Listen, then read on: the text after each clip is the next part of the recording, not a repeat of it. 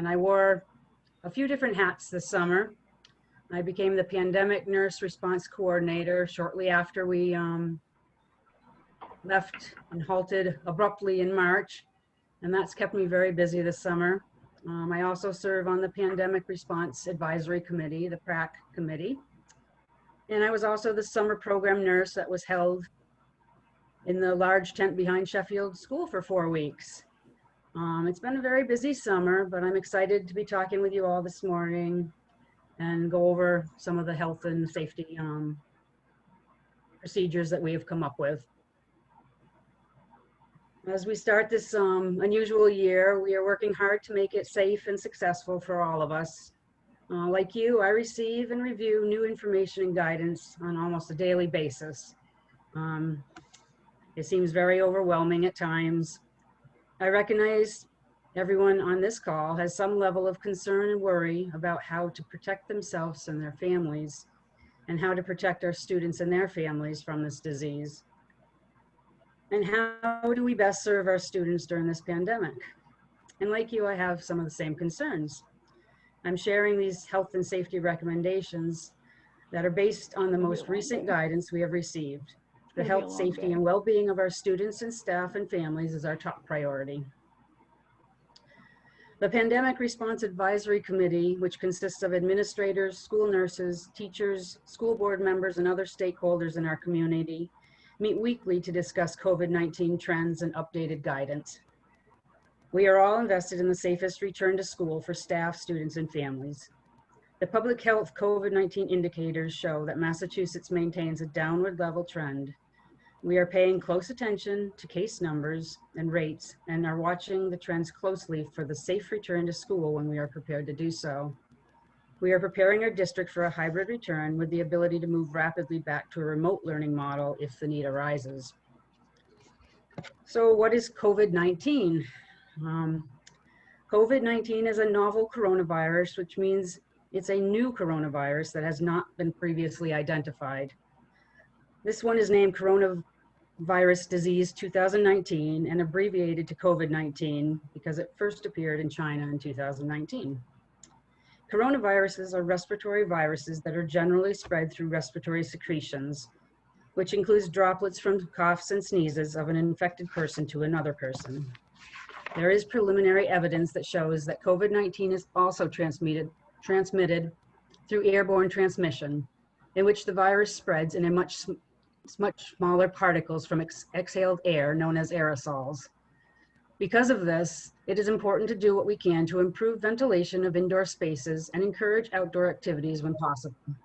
By opening our windows and doors when possible and safe to do so, we allow fresh air to circulate in the room.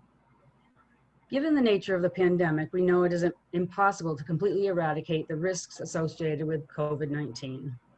In Massachusetts, however, we have seen evidence that risks can be mitigated if we practice our core value of care for ourselves and others by engaging in good respiratory hygiene, proper hand washing, maintaining appropriate social distances, wearing a face mask to stop the spread of germs, avoiding touching our eyes, nose, mouth, or face, and most importantly, by staying home when we are sick.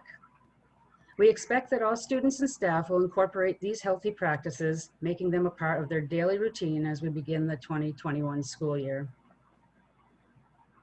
Recent studies show that a significant portion of individuals with COVID-19 lack symptoms or are asymptomatic, and that those that are pre-symptomatic before the symptoms develop can transmit the virus to others before showing any signs of the disease. This makes preventative measures like social distancing, washing hands frequently, and wearing a face mask even more important. So when should you wash your hands?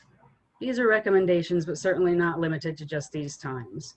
So we should be washing our hands before eating and after eating, after toileting, after cough, sneeze, or blowing your nose, after touching eyes, nose, or mouth, before and after work, before and after breaks, before putting on or taking off your mask, and after touching high touch points in the environment. Appropriate personal protective equipment, PPE, will be available to each staff member. Protocols are currently being written to make it clear as to what items of PPE you should be wearing in different situations. These protocols are being developed to make it clear to all staff what the appropriate action is for different scenarios.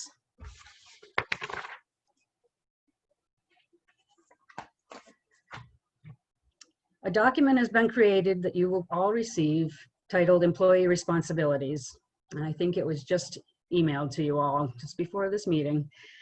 This document lists the health recommendations each of you are asked to adhere to while in our school buildings and on the school grounds. Face masks will be required to be worn by all employees at all times. Just like the students, mask breaks will be provided when needed and appropriate to do so. This document also discusses social distancing, hand washing, and other helpful information. There are links throughout the document that open up detailed information from the CDC. So by caring for ourselves and others, we can minimize the risks of this illness.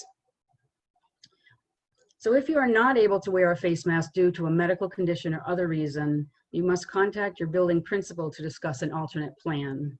We will require a medical note from your physician if you are not wearing a face mask. Another form that has been created is the self-certification reporting form.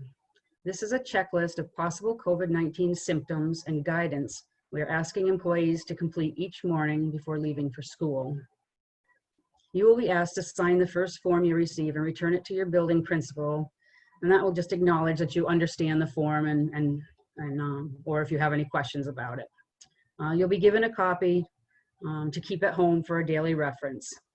So with this form, you acknowledge that you have not experienced any of the possible symptoms of COVID-19 within the past 24 hours, and you have not had any close contact within the last 14 days of anyone diagnosed with COVID-19, or you have not been asked to self-isolate or quarantine by your doctor or public health official.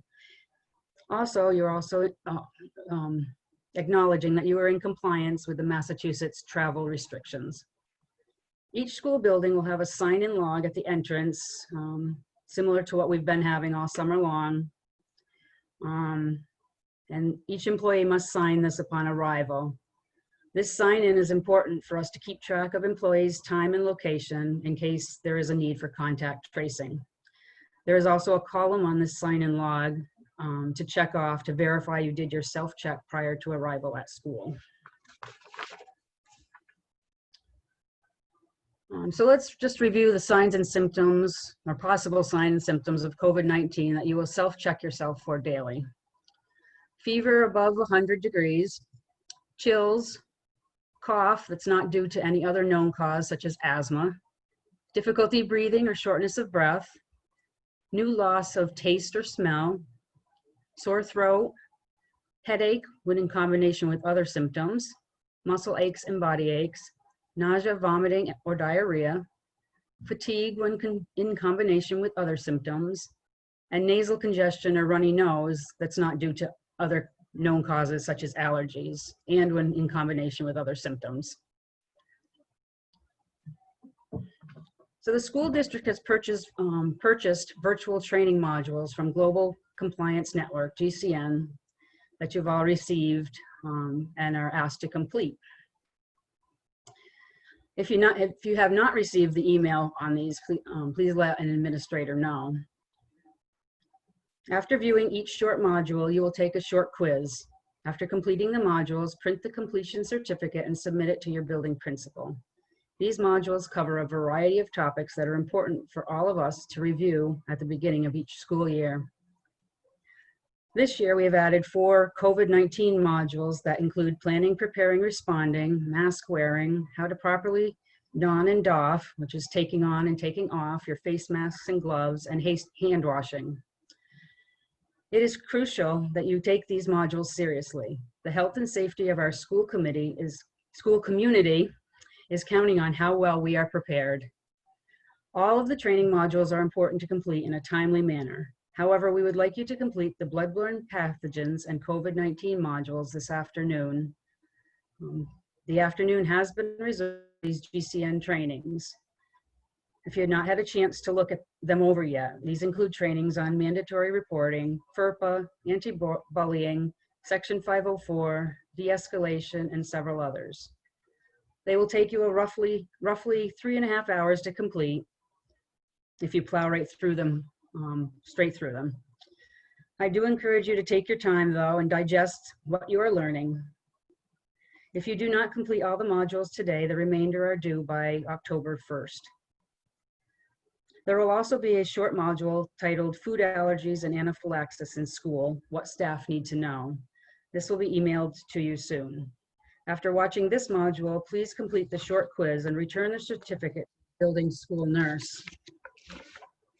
Each school nurse will arrange a time with you to meet so that you can practice and demonstrate the proper use of an EpiPen.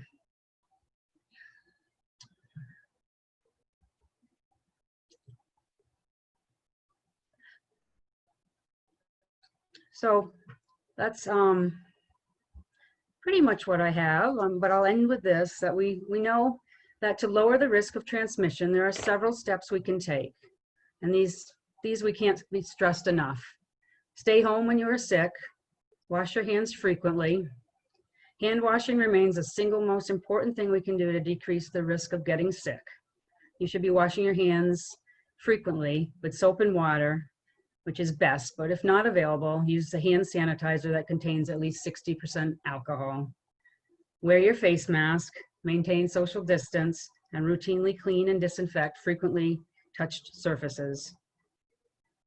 I'm confident that with our dedicated, compassionate, and talented employees here at Gill-Montague, we will have a successful year. Thanks for your attention, and I hope you all have a safe and healthy school year. I'll open it up if anyone has any questions. I guess we have some time available to do so.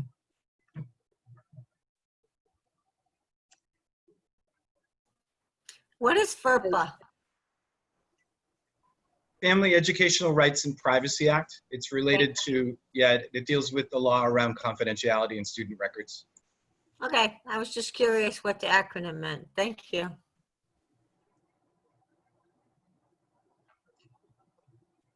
Eileen?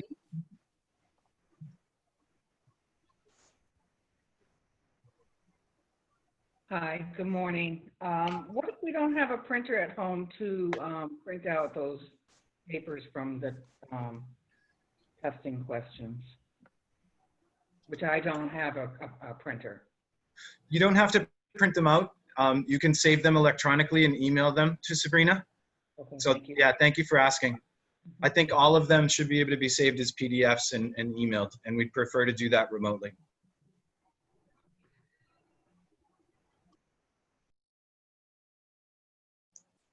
Does anybody have any other questions for Melissa?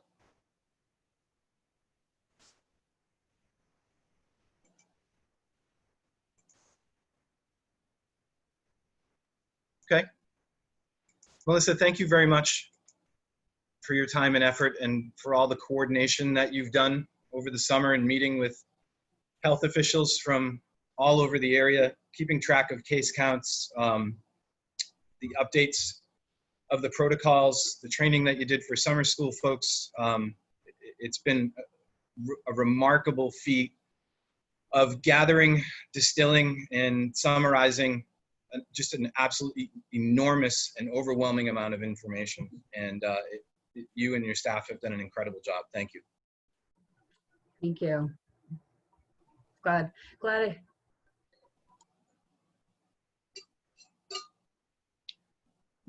So before I begin, I'm going to take a moment to share what is a very brief slideshow compared to previous years. And I just want to make sure it's actually on my screen.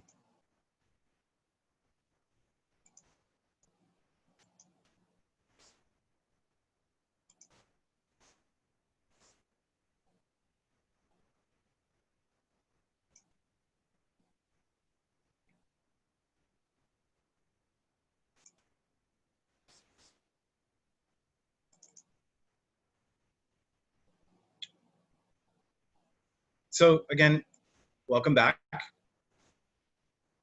First thing we had to focus on was health, safety, and wellness. And again, a ton of information thrown at you. It's very important that you take a look at that email. I would advise everybody to print it out. It will be posted around buildings in offices. I would strongly recommend that you consider posting it in your classroom or laminating it and keeping it on hand, and also being aware of the fact that it's likely that at some point we may get different advisories and have to make updates to our protocols. So we're all going to have to be prepared to shift at various points during the school year. So next, I'm going to give a little bit of information about the GCN training and then welcoming our new teammates. I do want to add a note that one of the things that we're going to do is recognize the years of service and those milestones that people have, where people have made enormous contributions to this school district and to its children, in many cases for decades. We want to be able to acknowledge those folks later in the school year when we have the opportunity to be in person, because that's something that we should be doing when everybody can hear those rounds of applause. And this is much more of an informational day. After welcoming our new teammates, I'm going to spend a little bit of time talking about the context that we're entering in, rather than focusing on what can often seem to be the minutia of district goals. Our district goals will remain the same, and so we'll continue the efforts and initiatives that the district has been undertaking for the past several years, and in some cases have just gotten going. And then Diane and Tina will take some time to review some of the elements of teaching, learning, access, and support. And then just a brief mention of the other two trainings, the state ethics law. And again, just a reminder about an email that you'll receive later that I'll be forwarding from Melissa around the completion of the food allergies training video. So GCN effectively allows us to be able to replace the trainings that would normally take about 3 hours today, sitting and listening to everybody. I figured that would kill people in a Zoom meeting. But this is also something that we'll do going forward. I used it in a previous district. I found it to be incredibly flexible and allowed us to be able to self-pace trainings. We're going to keep the window open until October 1st to provide flexibility, but as Melissa had mentioned, if you would please complete the COVID-related safety protocols and the bloodborne pathogens at the very least today. There's roughly 4 hours total of training, not to include the state ethics law, and we provided about 5 hours today for people to hopefully be able to get all of these done. And again, you can take the certificates, download them as a PDF, and email those to Sabrina Blanchard, okay?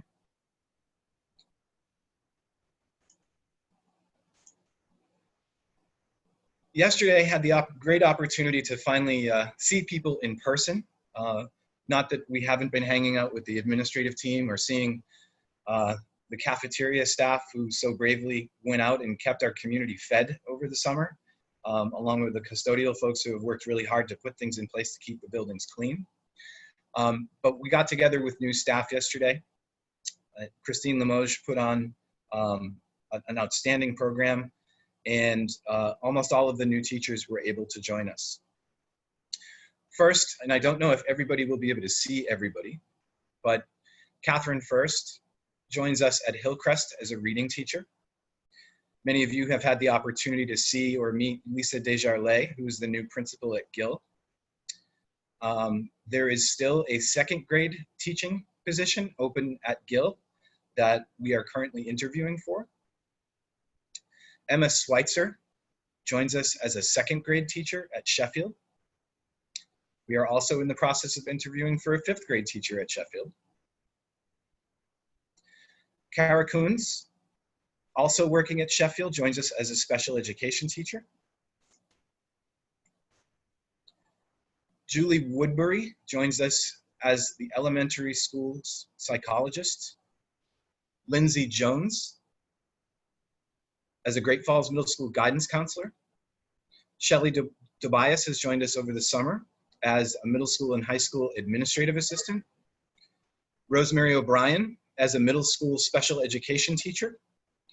Alyssa Camo joins us as a secondary music teacher. Rachel Vicula has worked over the summer with us and joined us as a Student Services Administrative Assistant.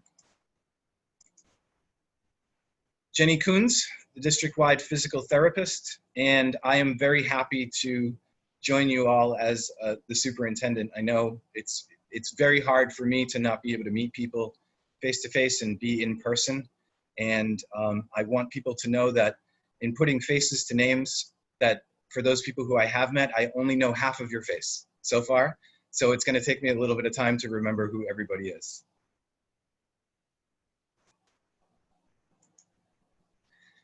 So in going through and preparing for this presentation, I took a look at some of the slides from previous years. And this is something that the district has done a really nice job of focusing our instructional objectives and all of the resources and effort that goes into supporting those instructional objectives, with relationships really being at the core of what we need to be able to be effective with our kids.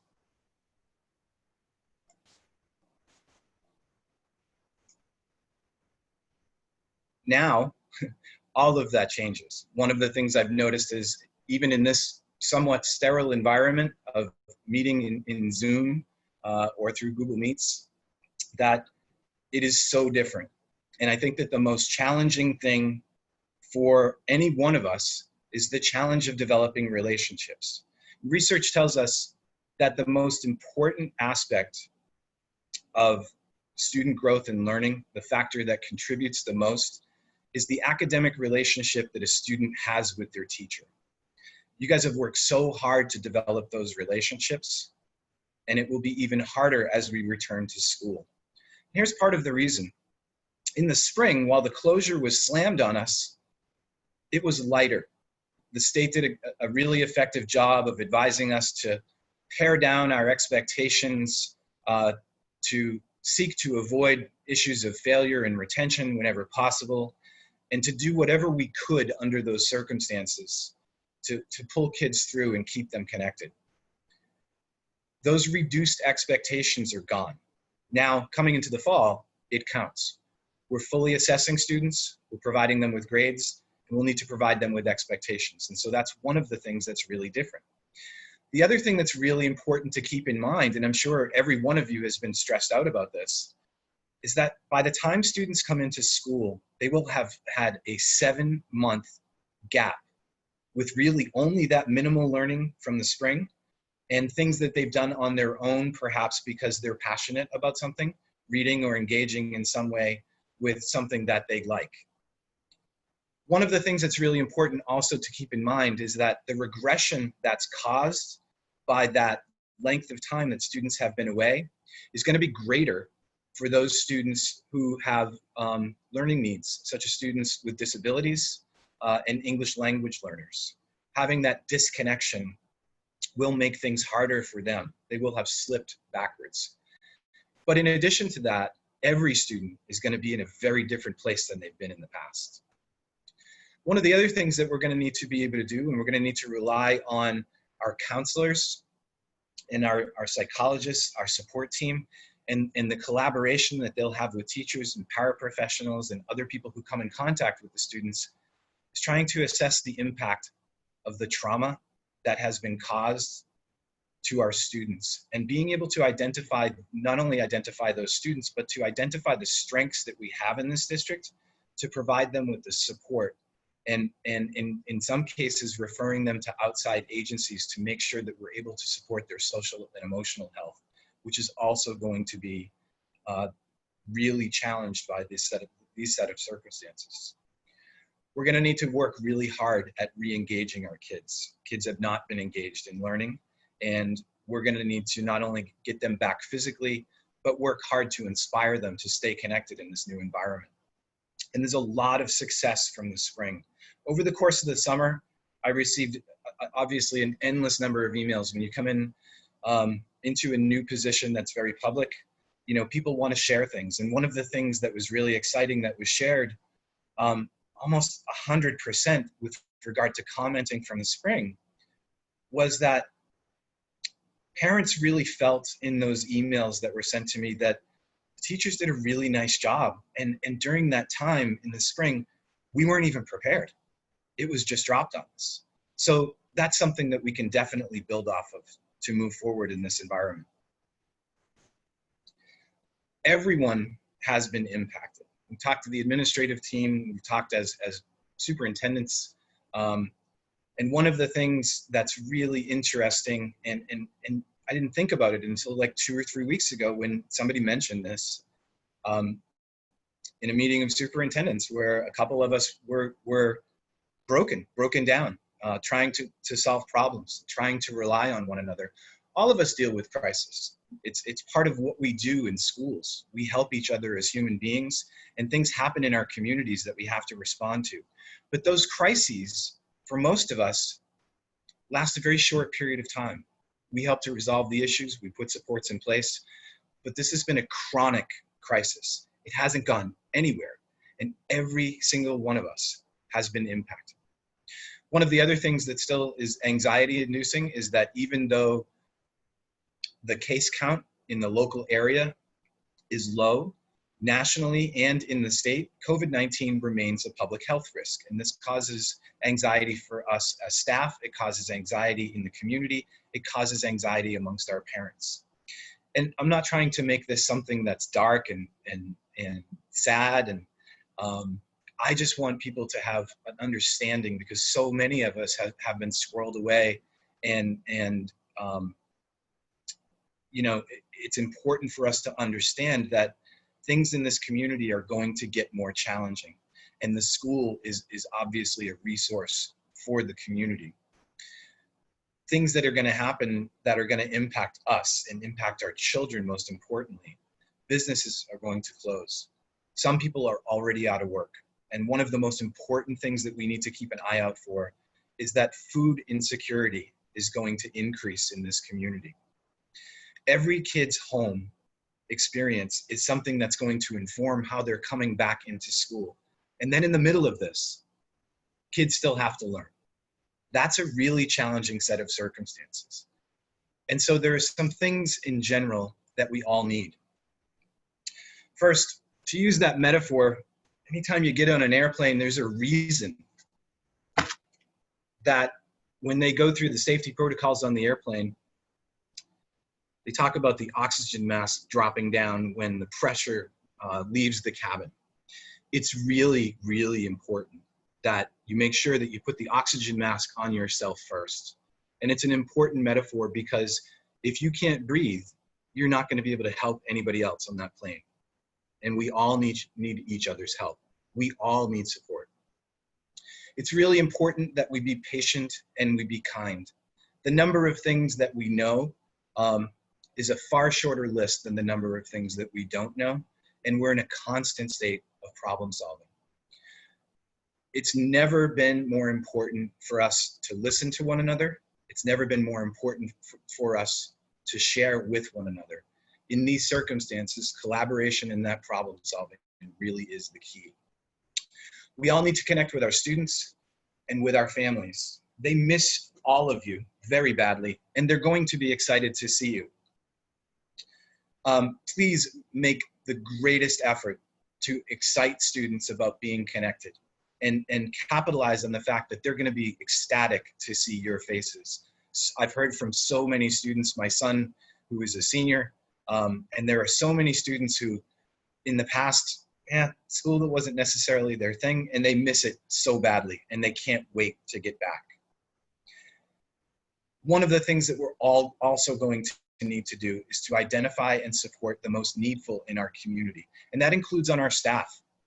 That there are going to be people who are going to need support with the technology that we're going to use to implement instruction.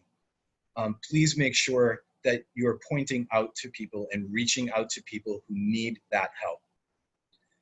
And what that's going to allow us to be able to do is to work together to engage the community in a high quality educational experience, regardless of what learning mode we're in. And as everybody knows, we're all starting remotely, so we'll be focusing on that.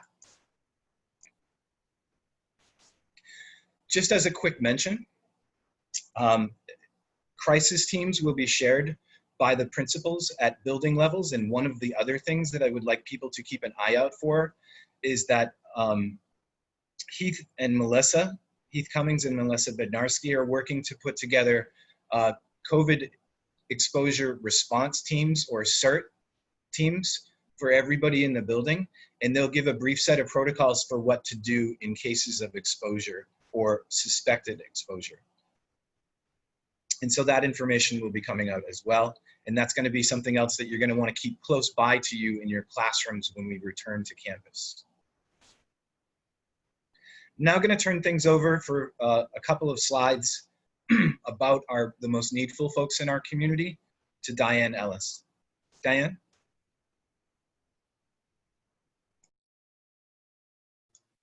Good morning, everyone. I'm here with Joanne, so I'm modeling how to wear my mask and talk and present.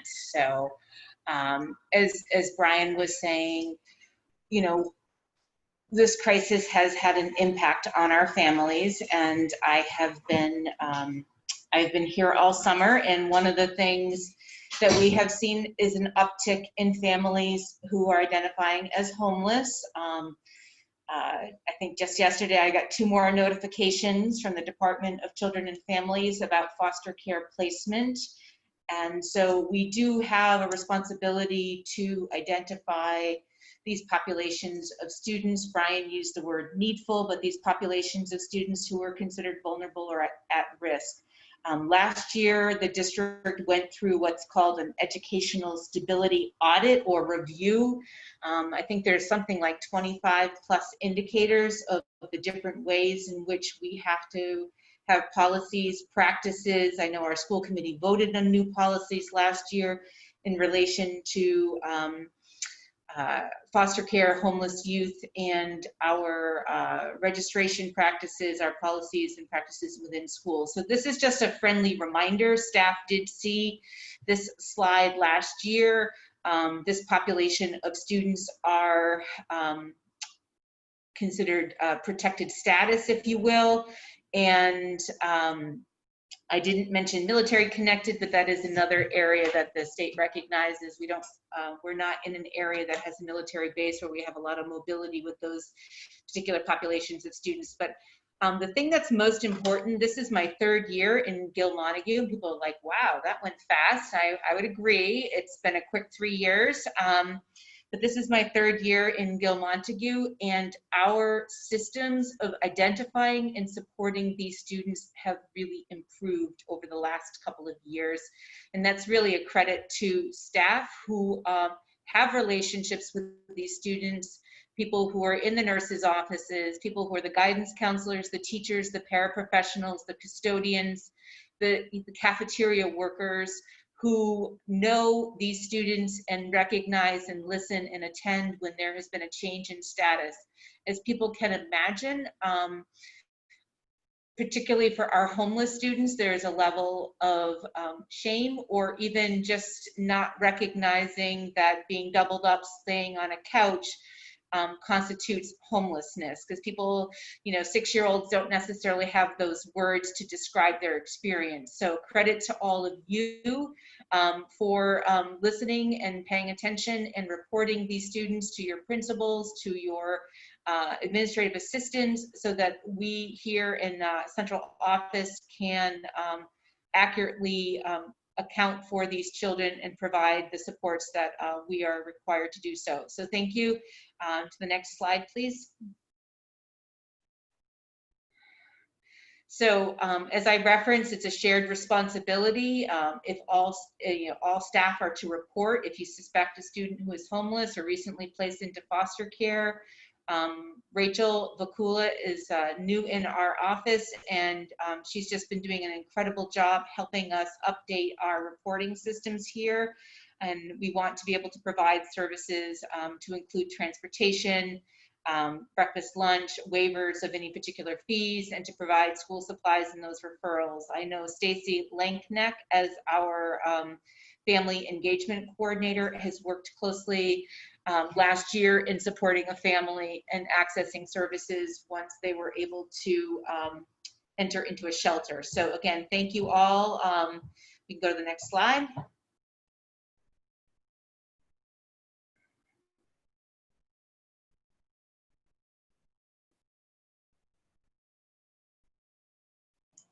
So Diane, thank you very much.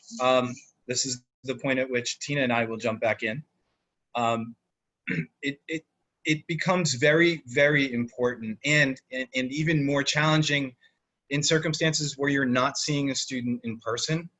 But if you become aware of a family who may have a need, make sure that you reach out to an administrator or a counselor in your building and give them that information so that we're able to put those families on our radar screen and get them the supports that they need. Thank you very much, Diane. So just a quick mention before we go to Tina's technology presentation. The conflict of interest law is a mandatory employee online training, and it needs to be completed every 2 years, similar to the GCN trainings and the food allergies training that will be sent out after this meeting.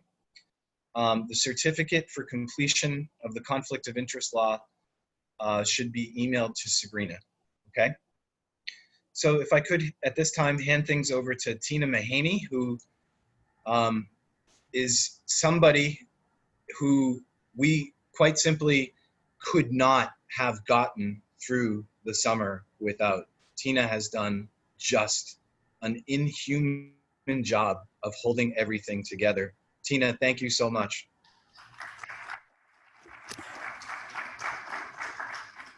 Thank you, Brian. So before I lose my job, I wanted to just really say welcome to Brian Beck. We are so grateful that you had come to our district and joined us.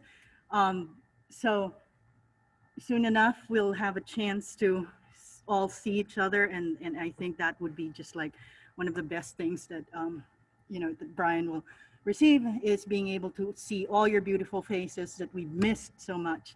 So just to move on with the technology acceptable use policy, it remains in effect, if we can say that, even through our remote learning, and most especially during our remote teaching and learning period here.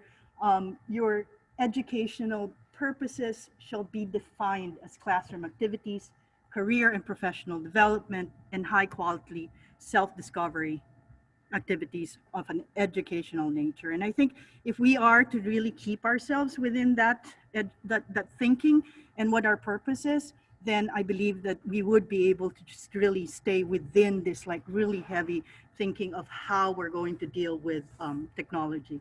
So moving along to the next slide. There are several things that in this like list of acceptable use policies that are applicable only within the buildings, but then because there are certain things that we are going to actually try to establish, such as norms within your Google Meets and ways that your students are going to deal with online resources, we're going to really depend a lot on our parents to actually help guide our students as well at their home, their access and everything. But still, I think all of this still really remains in effect, in the sense that when they work with you, with your lessons and the work that you do online with them, we will actually still try to encourage for them to not give out their personal information to anything. The electronic resources are restricted by those that you actually offer and are within your educational activities. And our expectations are that they will maintain all this, they will maintain a good nature, and as if we were back in school, right? A relationship with their classmates, even online, is very much a very face-to-face kind of relationship. And then, which brings us to our social media, right? Our social media guidelines also stay there. Expectations of professional standards for us maintained within social media sites, same as in district professional settings. So again, nothing has really changed in the sense that, as we work together professionally in school, if you still can remember that, then we also actually do work in the same, manner within our social media, um, uh, environment. Now, one of the things that I always keep on like emphasizing, right? There are many instances in social media that you and your students are going to be relating with each other. Make it um, make it so that you yourselves are also safe in that environment. Make it so that you actually bring in your principals and your colleagues and into the whole. Make it a collaborative work with your students. And again, and just really to really emphasize that you have your own personal lives that you want to keep safe as well. So for monitoring professional social media sites, please have no expectations of privacy and monitor your comment boxes. Like, for example, and here's one thing that I've really learned in this whole process, right? One of the things that happens is that your computer name can be a very obvious thing that gets published out there. Make sure that that's really, with an educational sense on it, and try not to do it on personal social media sites. And again, the thing is protect yourselves, protect your privacy, protect your students' privacy, right? So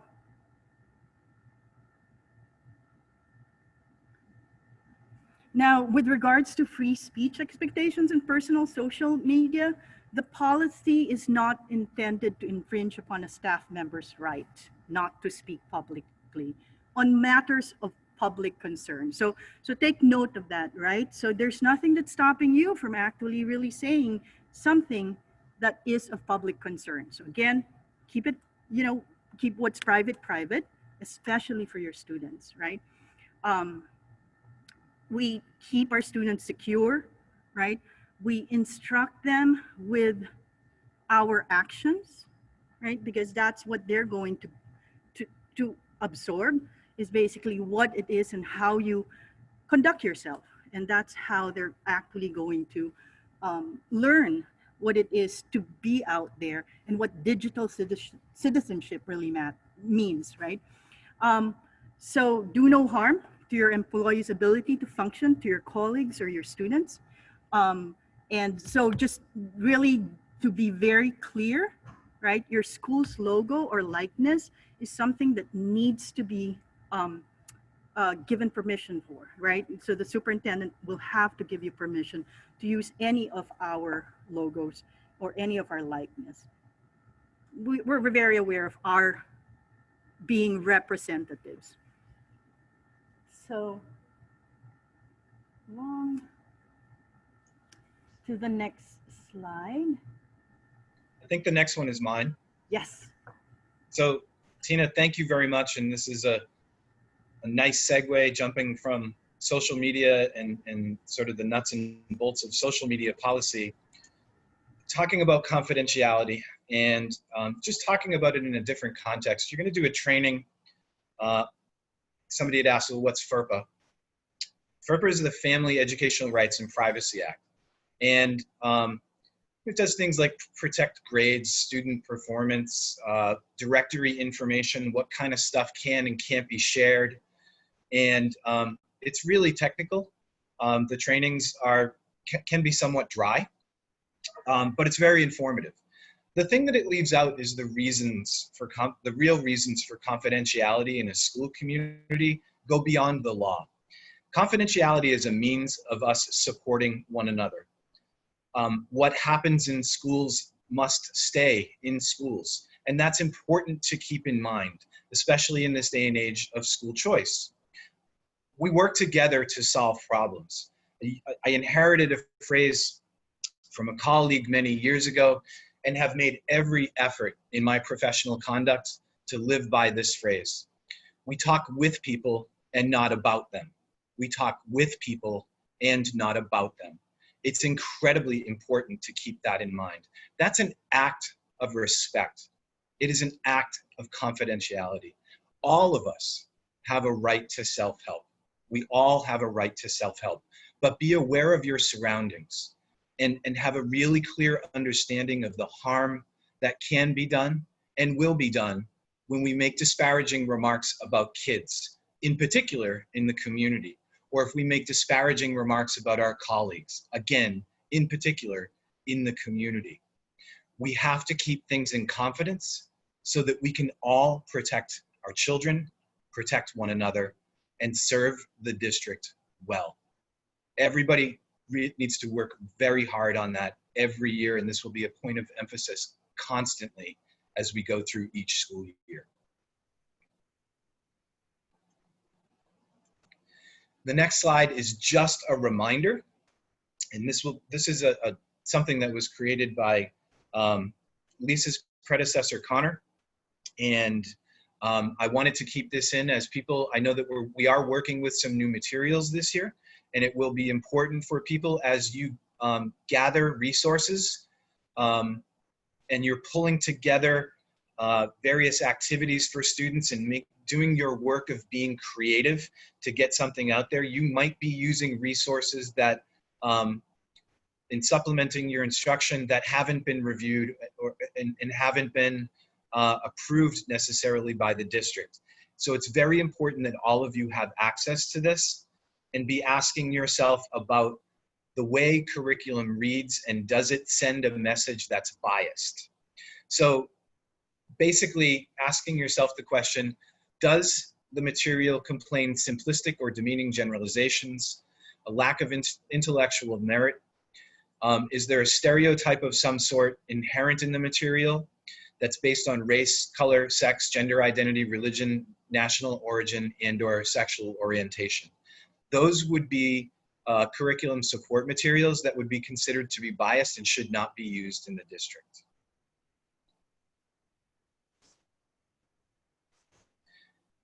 And now to pass things over once again to Diane Ellis, who has several slides on teaching and learning.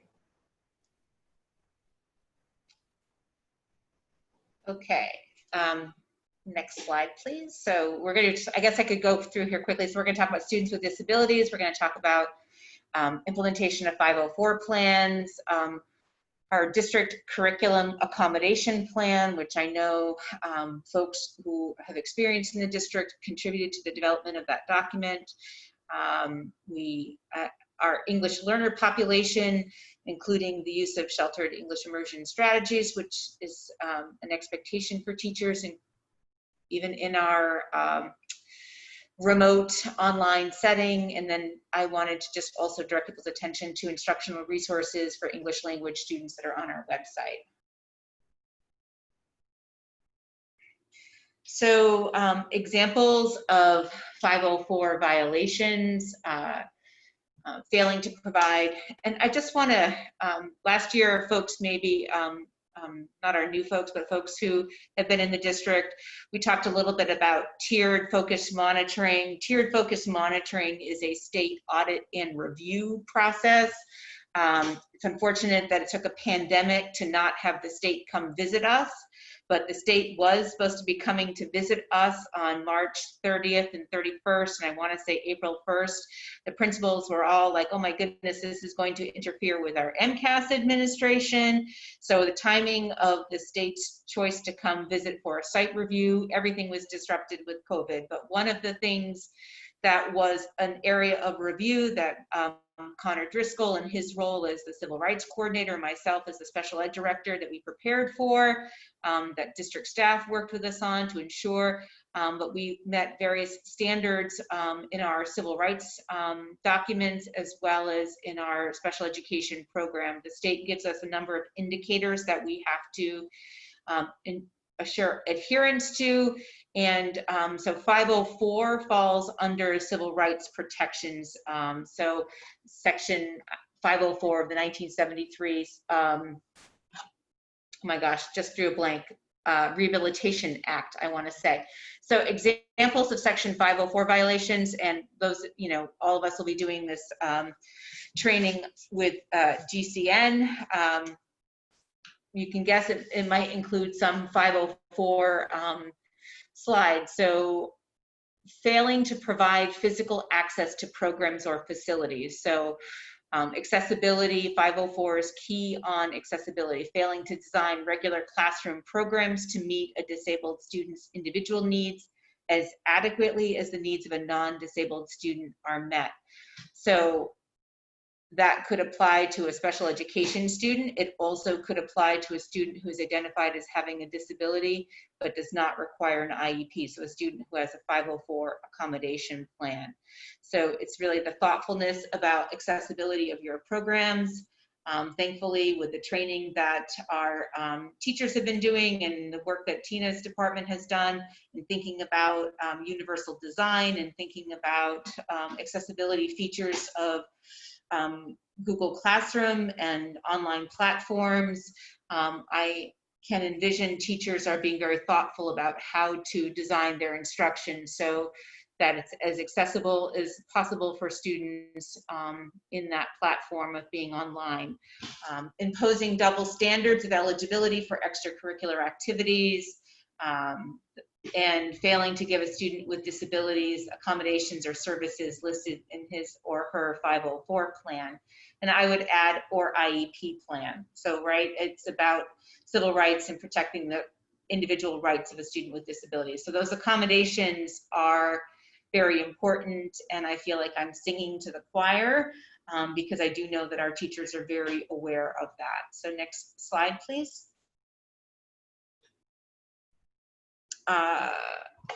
And I'm switching between screens, so I have a bigger format to my right. So Individuals with Disabilities Act, I had new teacher training yesterday, and we have an all-star crew because everybody knew what IDEA stood for. We had a whole bunch of acronyms, and they got them all. All children with disabilities are entitled to receive a free and appropriate public education. The standard is free and appropriate. It's not maximum feasible benefit. So IEP teams look at how to develop accommodations and supports that provide a free and appropriate public education.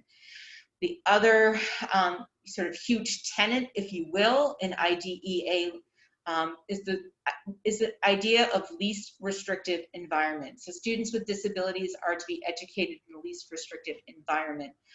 Last year, a census of our special education students, our district is about 22.5% special ed, and what I had told our new teachers yesterday, that's nearly 1 in 4 students. So you can expect as educators and as school support personnel that you will be in regular contact with students with disabilities, and they're entitled to be in the least restrictive environment. So we wanted to look at how we can accommodate instruction. We can modify instruction so that our students can be served not only by what is the legal standard, but really what's what ethical and educational standard, in that there's strong research on students being served in the least restrictive environment increases the likelihood of these students attaining at or achieving at a higher level, and it increases the likelihood of these students completing a high school course of studies and even potentially going on to post-secondary college career options. So the more we segregate students, the less likely we are to appropriately educate them. Parents, guardians are expected to participate in all decision-making. The state has made that extremely clear at this point, as we are having to make modifications relative to COVID and relative to individual circumstance. The state really wants us to be collaborative partners with our families on looking at how we are doing service delivery at this time.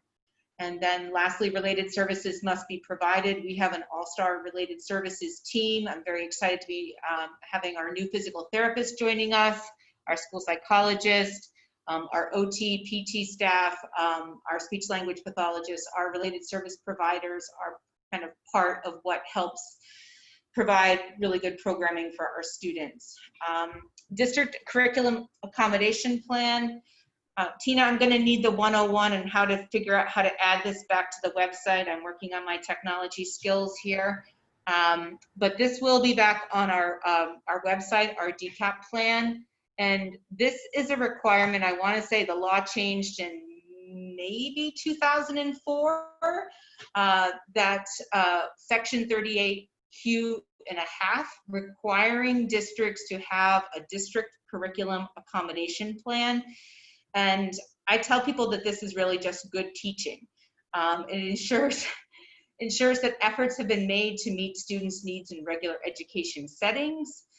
It assists teachers in analyzing and accommodating diverse learning styles, and this will be on our district website, and it really talks about some strategies on how to accommodate students in the classroom for attention, for organization, other types of needs that students might have. Next, oh, here we go. The DCAP assists teachers. It includes, but is not limited to, direct and systematic reading instruction, strategies to help accommodate students with behavior challenges. And then in the next slide, you kind of have the graphic.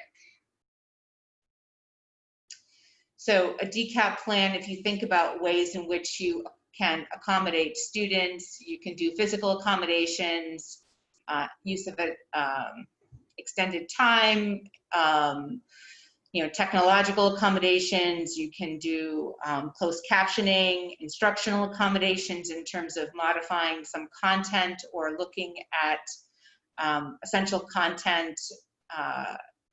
As my daughter used to say, please don't give me busy work, right? There's ways that teachers can accommodate students by making some instructional choices. And then some behavioral accommodations. As our superintendent had said, as Brian had said, our students are going to need us more now than possibly ever. And so we might see behaviors. And in my training and my background, I've always thought of behavior as a form of communication. So when students are showing us behaviors, it's really their way of letting us know that they do have a need, and it's incumbent upon us to work with their team and their families to figure out how to address that need. And I think that's it in terms of my part. I just want to, before I'm kind of shut off and I don't get to speak again, I just want to say I'm really looking forward to working with everyone this year. It's not the year that we had expected. No one had this on their planning calendar for 2020. I wish I had stock in masks because I probably would have made a lot of money. I didn't think of this as a hot purchase item for the year. But I do look forward to working with folks this year, and I think that we're making history. So with that being said, I'm going to turn things back over to Brian. Thanks, Diane. So just wanted to circle back to make a mention that there are, in the GCN trainings, there are some related trainings on allergies, but they're not exceptionally coordinated. They do talk about EpiPens and various interventions for allergies, but I need for everybody to be aware that within the early part of the school year when we get on campus, that the building-based nurses will need some time at a faculty meeting because EpiPen training does require physical modeling of how to use the device in case you were in an emergency circumstance with somebody who might be facing the reaction to a life-threatening allergy, okay?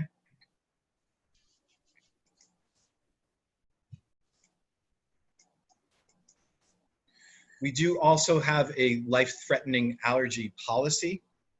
In the policy, it talks about the need to make sure that staff are informed of people in the building who have various allergies, and that there are general emergency plans in place for each of those kids or staff, as the case might be. Life-threatening allergy is what LTA stands for. And there'll be plans for specific students. Some students might, as a result of their allergies, be on 504s or IEPs.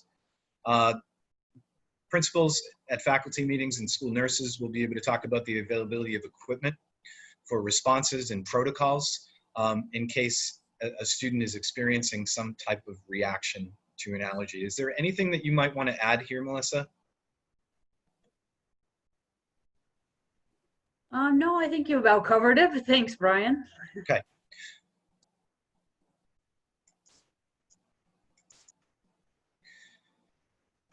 So this is a lot, and it's not even half of it.